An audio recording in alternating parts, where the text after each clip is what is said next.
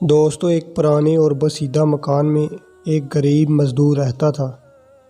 مکان کیا تھا، بس آثار قدیمہ کا کھنڈر ہی تھا۔ غریب مزدور جب سر شام گھر لوٹتا، اس کی بیوی معصومیت سے کہتی، اب تو گھر کا دروازہ لگوا دیں، کب تک اس لٹکے پردے کے پیچھے رہنا پڑے گا۔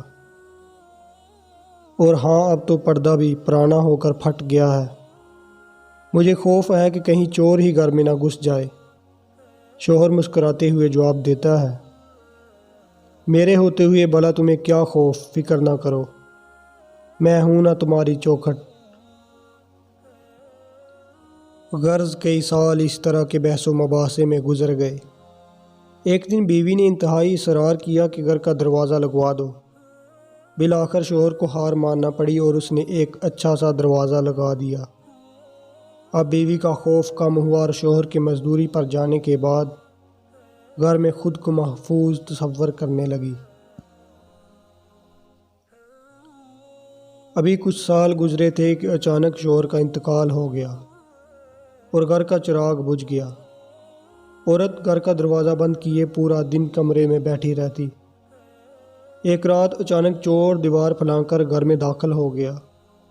اس کے کودنے کی آواز پر عورت کی آنکھ کھل گئی۔ اس نے شور مچایا، محلے کے لوگ آ گئے اور چور کو پکڑ لیا۔ جب دیکھتا ہے تو معلوم ہوا کہ وہ چور پڑوسی ہے۔